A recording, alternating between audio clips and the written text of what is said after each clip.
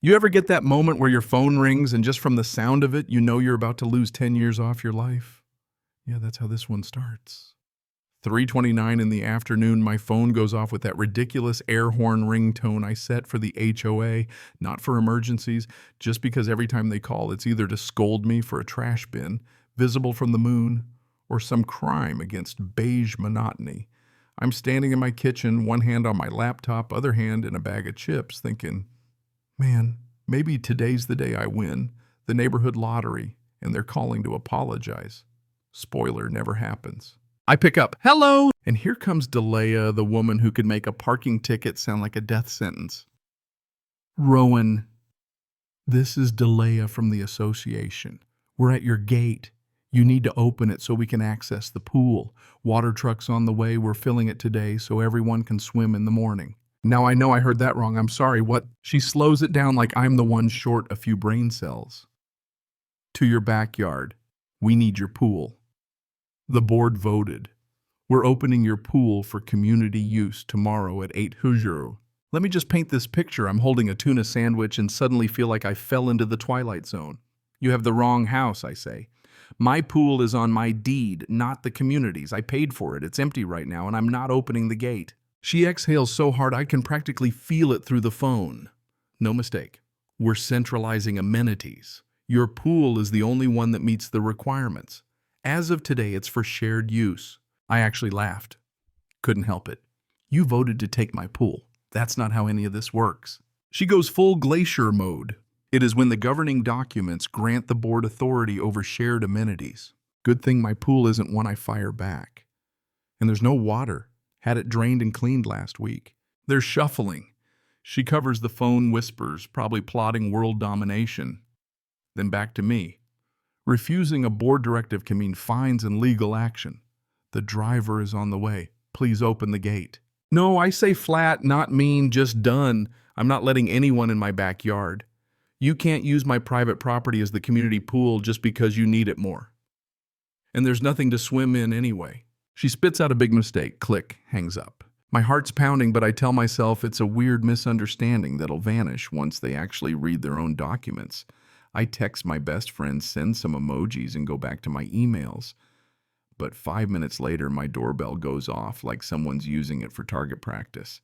I peek through the camera, Delia stone-faced in pastel with polo shirt, the bored guy, whose name I never bothered to remember, and a water truck idling at the curb. I step out, block the door. Hi, you didn't mention the cavalry. She smiles with all the charm of a traffic cop. We're here to resolve this in person. You're here to trespass, I reply. Polo shirt tries the reasonable guy routine. Look, nobody's trying to trespass. The community pool pump is shot. The heat advisory starts this weekend. Your pool is the right size. The fence is up to code. It's the only solution. That's rough, I say, but my pool is not your emergency backup. Delia crosses her arms. You moved in knowing this was an HOA. Sometimes you make sacrifices for the common good. Like mowing your grass, not surrendering your property, I say. Polo shirt tries again. We're not talking forfeiture. Just designating your pool as an amenity. You still own it. I actually have to laugh. You can't just make my pool public without consent. That's an illegal taking. She shoots back. Our attorney has advised. Great forward, me, that legal opinion in writing. Copy my attorney, too. She blinks, caught off guard.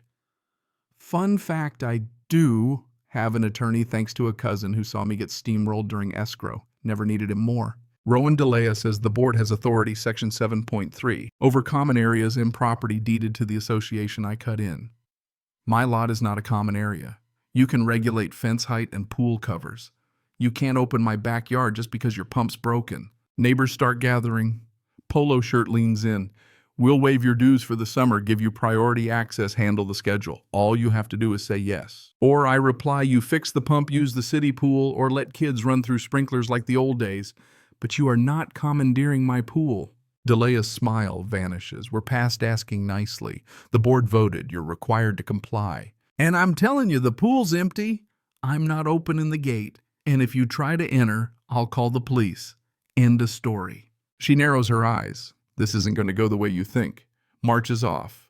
The water truck driver shrugs and drives off. I lock the door and try to calm down, but my hands are shaking. I pour an iced tea, stare out at my dry concrete pool, and think how crazy it is that this little patch of blue was the reason I bought the house. Grew up in rentals, always dreamed of my own pool, picked the tile, took progress photos, the whole 9 yards. The idea of strangers splashing around in there made my skin crawl. It wasn't about being selfish, it was about boundaries. That night, I dig out the binder my lawyer made me. I study the plat map, my lot, my pool, no easements for the HOA.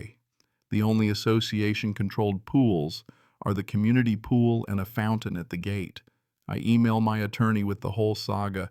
Even just hitting send helps. Next morning, notification from the community portal. New PDF emergency amenity reallocation resolution, dated 12 minutes before my phone call. The board hereby designates the pool at Lot 42 as a temporary shared amenity. Full authority, digital signatures, no attorney in sight. Then another notification violation notice, $250 fine per day. I call my attorney, don't pay, don't open the gate, keep everything in writing, install cameras. If they enter, call 911. Around noon, my neighbor Lorna, retired sharp as a tack, waves me over. Heard you turned them away. They sent a mass text to the board while they were still on your porch. She laughs. You're the only sane one left. Watch your back, they hate being told no. Sure enough, the next day flyers go up. Pool access delayed due to one resident's refusal to cooperate. Now everyone's staring, whispering, glaring. That night, a note shows up. Niece to know you think you're better than everyone else. Yeah, that happened. Attorney calls back. Can they do this? Short answer, no. Longer answer, it's an illegal taking, and they can't convert your private improvement without your consent or compensation. Ignore the fines. Demand an itemized statement. Document everything. I relax a little. I'm not crazy, just outnumbered. This isn't even the first time the HOA's overreached. They tried to fine my neighbor for a wheelchair ramp, once tried to ban Halloween decor, even measured people's curtains. But this was next level, trying to turn my pool into the neighborhood YMCA. Next week it escalates. 2 community safety guys in Delia, clipboard in hand, show up for a safety inspection. I open the door on the chain. No, you're not, I say. Per our resolution, we need to inspect. Pool's empty, your resolution's invalid, and you need my permission. Not happening. They threaten further action. I close the door. 2 hours later, urgent email, intent to enter at 3 p.m. I print it, stick it on my fridge, and gate camera rolling. At 300 sharp, they show up, bolt cutters in hand. I call 911. Dispatchers call them, stay inside. Cops arrive. Delia tells them I'm refusing to cooperate. Officer asks if they have a court order. We have a resolution, she says. Officer asks for my property survey and HOA docs. I show him survey plat governing docs. He tells Delia this is private property. Without consent or a court order, you don't get to go back there. Cut that lock and it's trespassing. Polo shirt looks lost. She can just refuse. You can go to civil court, but bolt cutters aren't the answer. Delia looks like she bit a lemon. We'll be pursuing this and adding costs to her account. Officer just shrugs. You do you. But you touch her gate, we'll talk again. As they leave, Lorna appears, visor gleaming, mouthing, I recorded everything, and that my friends is when this whole mess stopped being a nightmare and started being a challenge. Because here's the thing, I don't go looking for fights, but I'm stubborn as a mule when you back me into a corner. I dig into state statutes. Turns out you can't just fine people into submission or lien their property for nonsense. HOA needs due process. Around that time, Jonah from Lot 19 texts wants to talk board finances. Turns out our dues went up, the pump's been failing for years, and the board's been hiding records, blowing money on catered meetings and decorative rocks. Tessa, another neighbor, shows up with her toddler. Saw the email boards way out of line. My husband's on the committee, but I'm not great at staying quiet when things are wrong. She's right if they'll bend the rules for a pool. What else are they doing? Time to start talking recall. The HOA tries one last trick, files a lien for thousands in fines. My attorney takes them to court. Jonah and I collect signatures for a recall. Tessa helps spread the word. Judge grants an injunction, wipes the lien, orders the board to knock it off. At the recall meeting, the board's voted out. New board wipes the fines, apologizes in writing, and pays my legal fees. Audit shows the old board's been asleep at the wheel. Dilea sells her house and vanishes. Marcus, the polo shirt, sits quietly in the back row these days. I refill my pool, invite the neighbors who stood by me and watch kids splash under the afternoon sun. And as I hand out burgers, I realize saying no that first day was terrifying, but it was the line that needed to be drawn. See, for the good of the community doesn't mean you can trample someone's rights. Volunteer doesn't mean you get to play dictator. They warned me I'd made a big mistake by refusing. Turns out the mistake was all theirs. Now I gotta ask, where do you stand?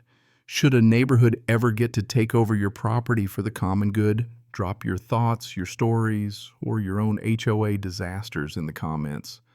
Let's get into it. And if you've ever had to fight for what's yours, know you're not alone. See you next time.